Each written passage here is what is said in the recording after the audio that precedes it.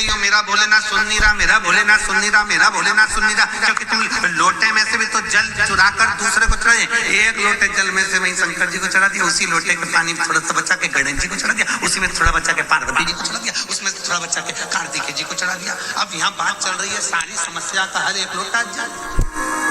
अब तुमने उसी लोटा का पानी थोड़ा सा हर हर महादेव शंभो काशी विश्वनाथ गणेश जी को हर हर महादेव, पार्वती जी को, फिर इधर कार्तिकेय जी को चढ़ा, फिर उसमें से बचा के थोड़ा सा नंदी को भी चढ़ा दो। लोटा एक देवता। शिव महापुराण की कथा कहती है शंकर को जल चढ़ाने जाना, गणेश जी महाराज को अलग से जल चढ़ाने की जरूरत नहीं है, पार्वती जी को अलग से जल चढ़ाने की जरूरत नहीं है, नंदी को अलग से जल चढ़ाने की जरूरत नहीं है, शरणानंद कार्तिकेय को अलग से जल चढ़ाने की जरूरत नहीं है। आपको पहले भी कथा में कहा था, आज फिर बताते हैं।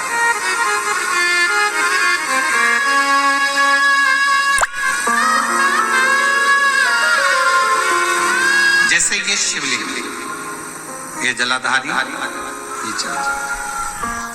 ये शिवलिंग, ये गोल जो जलाधारी है, किसका हस्त कमल है? जम के बोलो, पार्वती। जहां से जल बहता है उसके राइट हैंड में गणेश, लेफ्ट में कार्तिक, बीच में अशोक। शिवलिंग के ऊपर जो जलाधारी बंदी है उसमें से बूंद बूंद पानी नीचे गिर रहा है, वो शंकर भगवान की 5 बेटी, जया, विषहरा, शामली बारी, दौतली, देव।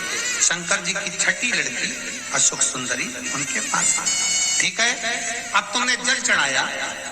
स्कंद पुराण कहती है जहां जल चढ़ता है, जल चढ़ने के बाद जलाधारी पर गिरता है, मतलब पार्वती जी को मिल गया, जल बहते बहते अशोक सुंदरी को मिल गया, कार्तिकेय गणेश को मिल गया, फिर वही जल बहता हुआ जब बाहर निकलता है, नीचे गिरने पर जितना शिवलिंग की, अभी हम सतुआ बाबा जी के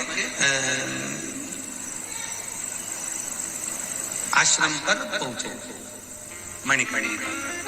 अभी सुबह जब बाबा विश्वनाथ जी का दर्शन किया, अभिषेक किया, तब वहां पहुंचे।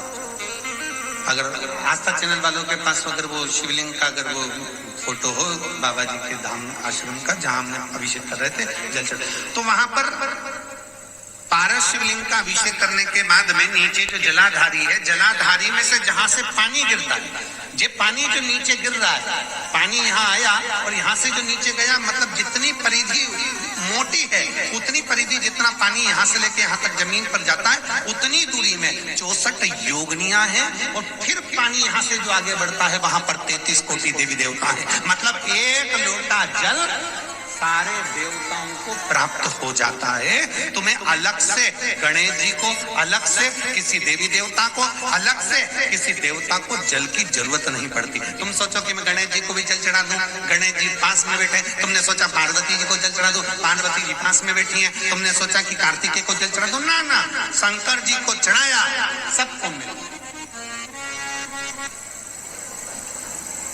मंगलवार का व्रत करते हो, जम के बोलो, कोई करता होगा, आप में से कोई करता होगा, हनुमान जी। शुक्रवार का व्रत संतोषी माता का, लक्ष्मी जी। शनिवार का व्रत बोलो बोलो, जम के बोलो, जम के तो बोलो, शनि महाराज जी। गुरुवार का व्रत बृहस्पति। अब कभी अगर मौका मिले तो एक बार स्कंद पुराण पढ़ना। स्कंद पुराण का काशी खंड स्मरण करिएगा या अवंतिका खंड स्मरण करिएगा। स्कंद पुराण के अवंतिका खंड में, काशी खंड में वर्णन मिलता है।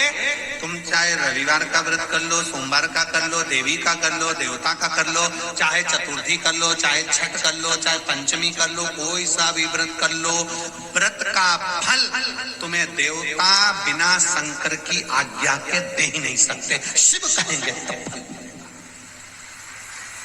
शंकर कहे तो फल नहीं।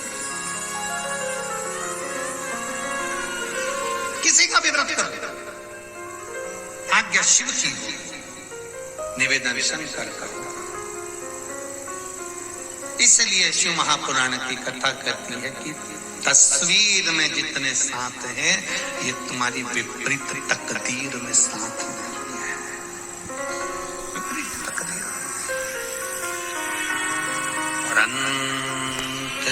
समय प्रभु आना पड़ेगा, वचन दिया तो निभाना।